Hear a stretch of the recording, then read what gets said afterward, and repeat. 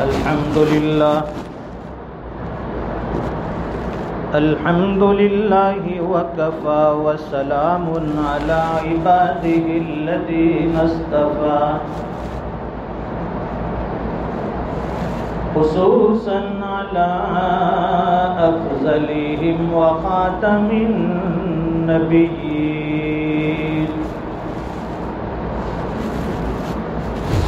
محمد الأمين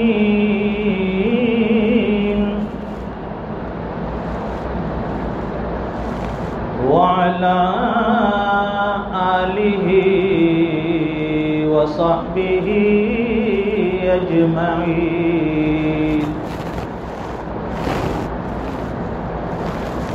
أما بعد فأعوذ بالله من الشيطان الرجيم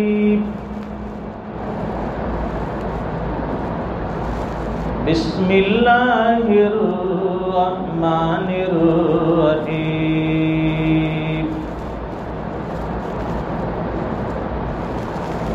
إنما المؤمنون إخوة فأصلحوا بين أخويكم واتقوا الله لعلكم ترحمون صدق الله العظيم اللهم صل على سيدنا ومولانا محمد وعلى آل سيدنا محمد وبارك وسلم. بزرگوں اور دینی بھائیوں،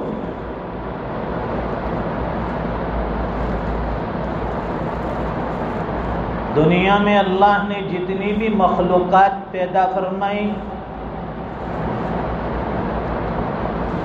اس میں حضرت انسان کو افضل المخلوقات کا خطاب دیا، لقب دیا.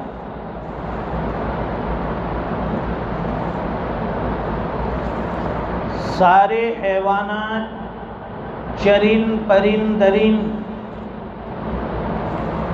بے شمار مخلوقات ہیں اللہ کی.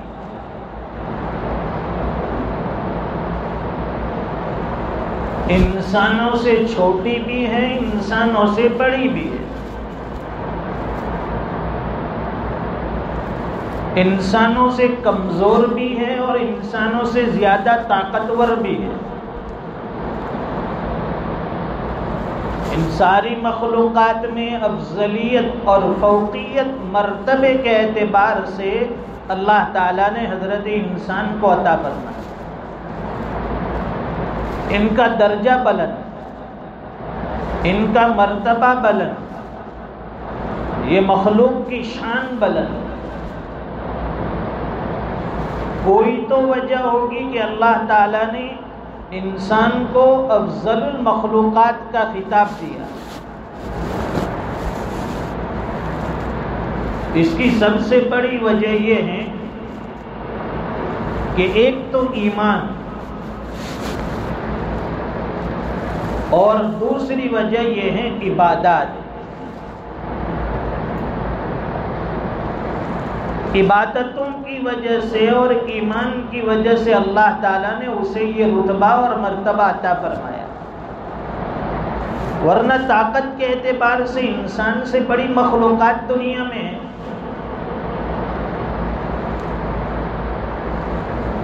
لیکن یہ عبادت ایسی چیز ہے جو انسان کو دوسری مخلوقات سے الگ کر دیتی ہے. اور پھر ذرا ہم اپنی عبادتوں پر غور کریں، اپنے اعمال پر غور کریں کہ حقیقت میں ہمارے اعمال ایسے ہیں یا حقیقت میں ہماری عبادتیں اس درجے کی ہے.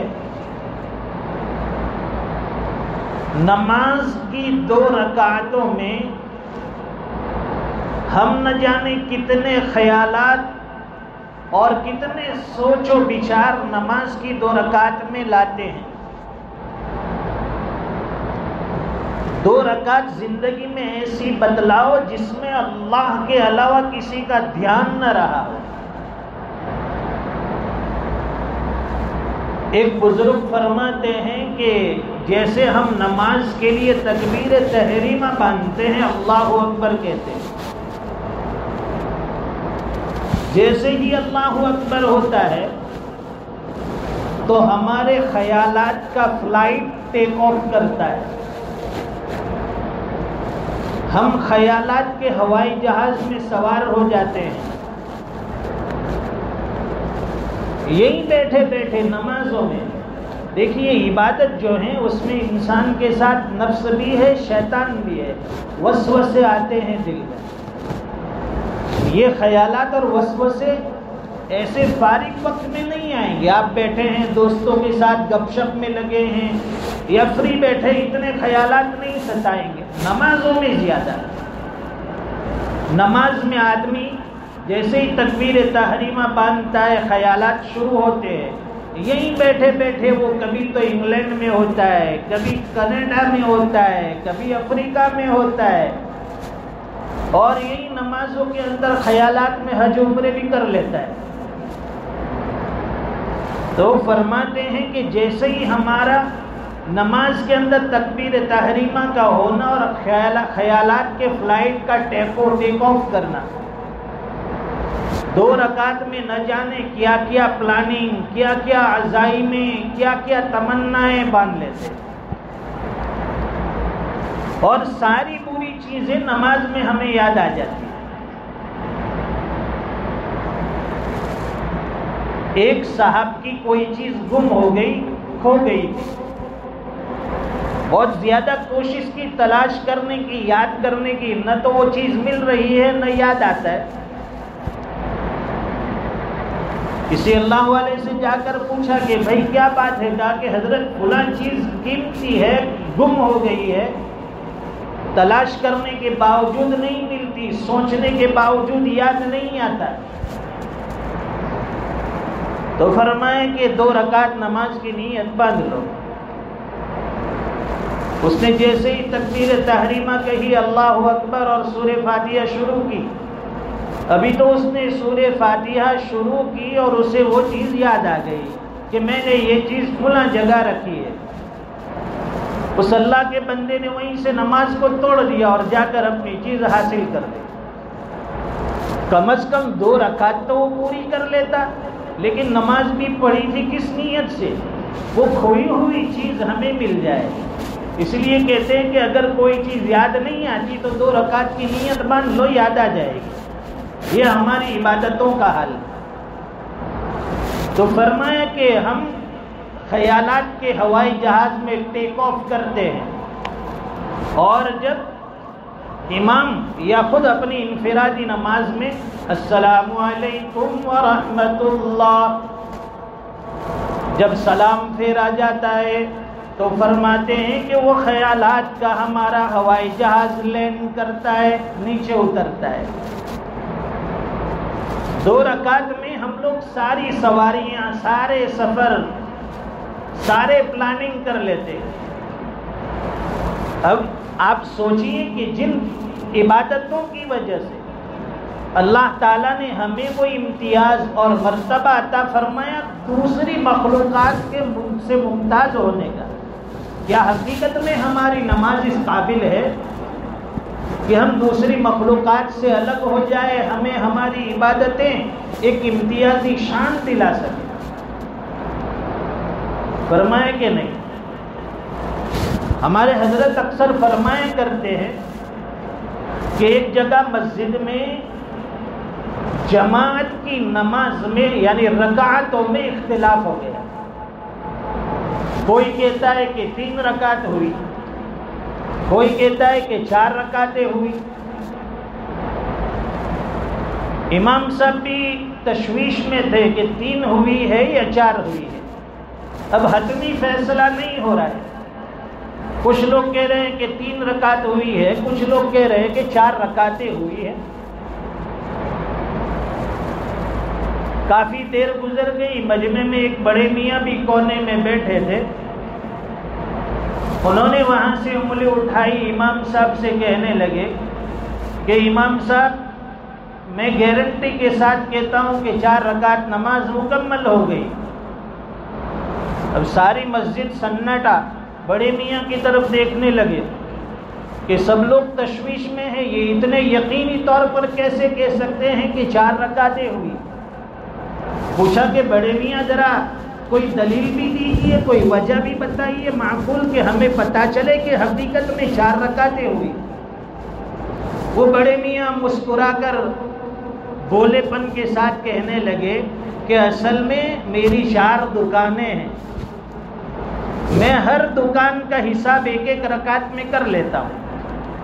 پہلی رکعت میں پہلی دکان کا حساب ہو گیا، دوسری میں دوسری کا ہو گیا، 4 دکانوں کا میرا حساب کمپلیٹ ہے۔ معلوم ہوا کہ نماز کی 4 رکعت مکمل ہوئی۔ اب دکانوں کا حساب بھی نمازوں میں ہونے لگا۔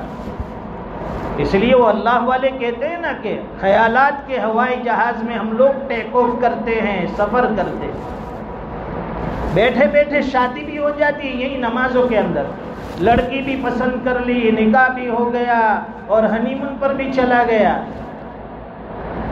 تو کیا نماز اتنی کمزور عبادت ہے کہ اس نماز کے اندر ہمیں ساری چیزیں یاد آ جاتی ہیں اور اسی نمازوں کے اندر سارے خیالات اور وساوس آ جاتے ہیں؟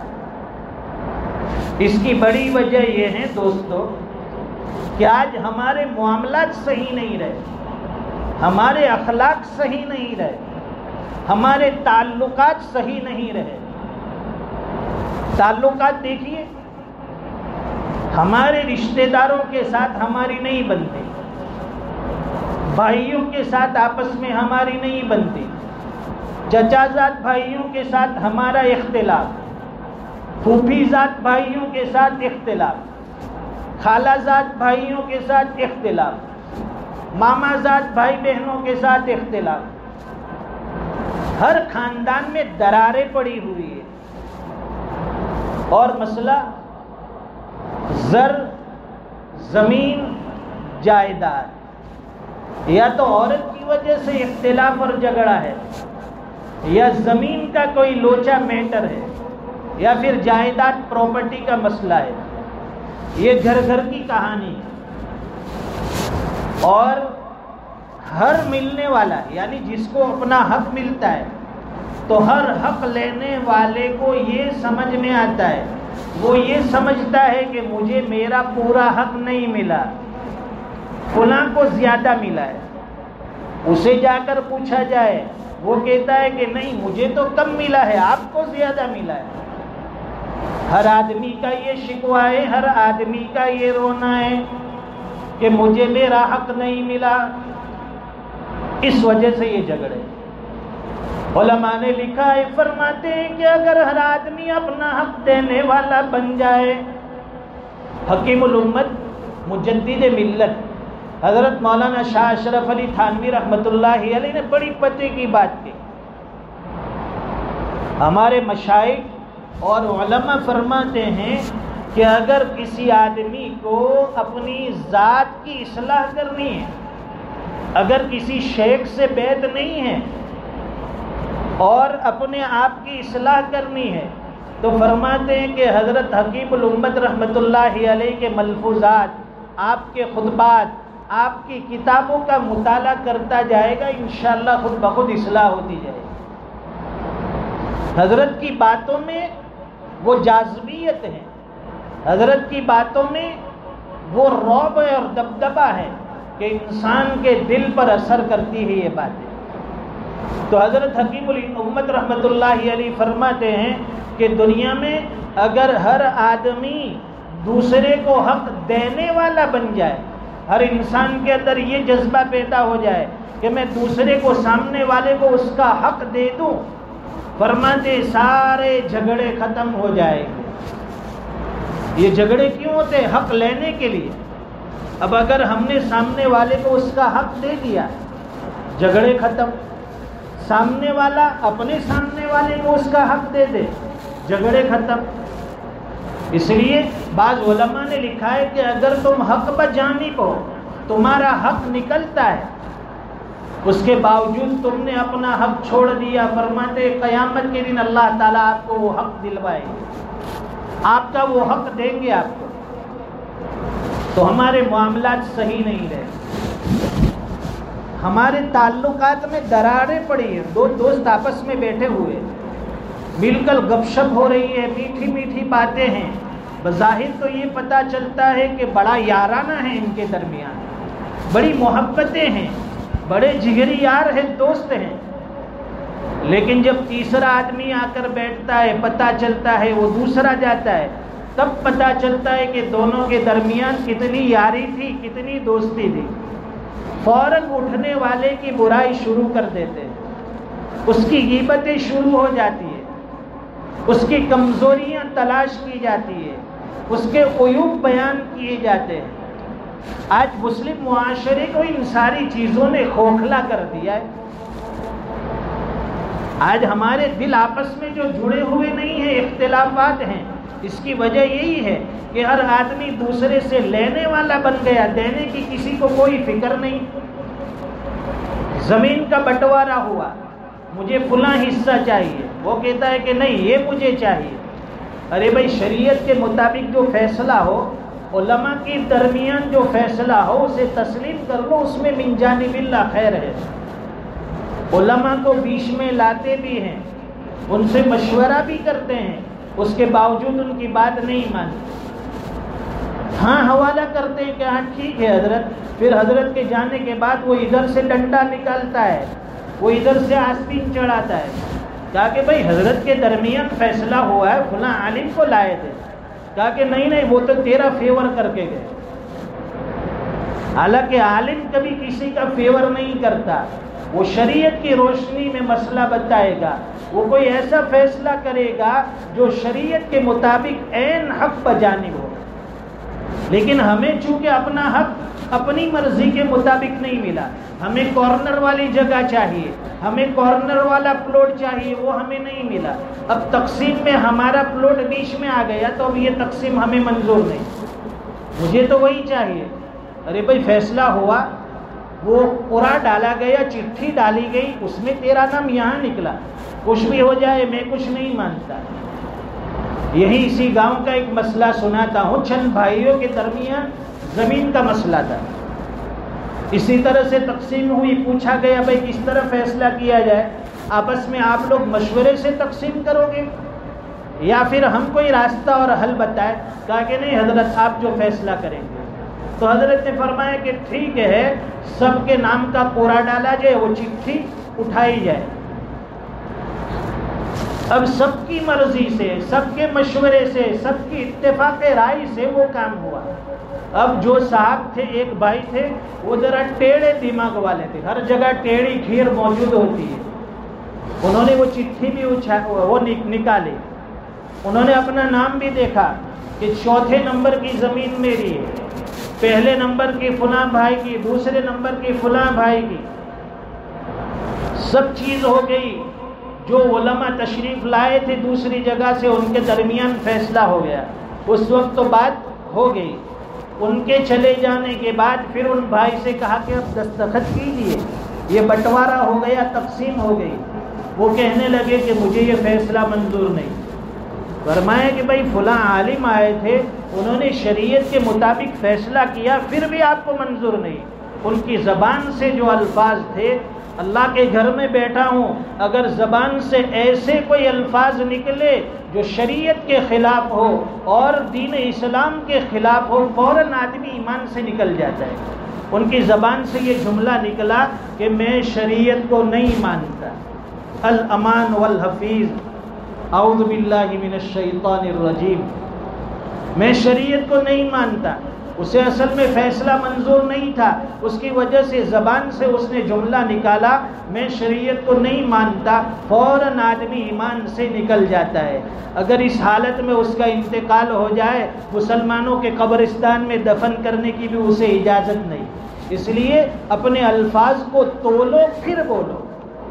زبان سے جو الفاظ نکال رہے اسے تولو, اسے سوچو پھر بولو. ہم لوگ پہلے بڑبڑ کر دیتے ہیں, بڑبڑاہٹ میں کچھ بھی بول دیتے ہیں. اور پھر سوچتے ہیں، پھر پچھتاوا ہوتا ہے، پھر افسوس ہوتا ہے، پھر اس کا ہیلا حوالہ توڑ مٹوڑ کرتے ہیں کہ اصل میں میرا کہنے کا یہ مقصد نہیں تھا۔ ارے بھائی تیرا یہ مقصد نہیں تھا تو زبان سے یہ جملے کیوں نکالے؟ ایک آدمی نے ایک عالم نے یہاں کے ایک جوان کو سمجھایا، شریعت کے خلاف کام کرتا تھا، اسے ترغیب دلائی کہ بھائی دیکھ تو راہ راست پر آئے گا اللہ جنت دیں گے، غلط راستے پر جائے گا اللہ کا غضب آئے گا، جہنم کا مستحق ہوگا۔ وہ جوان کہنے لگا، اس کی زبان سے جملہ نکلا کہ جہنم کی آگ کو میں اپنے پیشاب سے بجھا دوں گا۔ اللہ اکبر! یہ اللہ کے غضب کو دعوت دینا ہے۔ اللہ تعالی ہمیں اپنی زبان کی درستگی نصیب فرمائے اور حق تعالی شانہ اپنے آپسی معاملات کو درست فرمائے۔ انما المؤمنون اخوہ، قرآن کریم کہتا ہے کہ تمام مومن آپس میں بھائی بھائی ہے۔ اللہ تعالی ہمیں آپس میں بھائیوں کی طرح مل کر رہنے کی توفیق عطا فرمائے۔ وآخر دعوانا الحمدللہ رب العالمین۔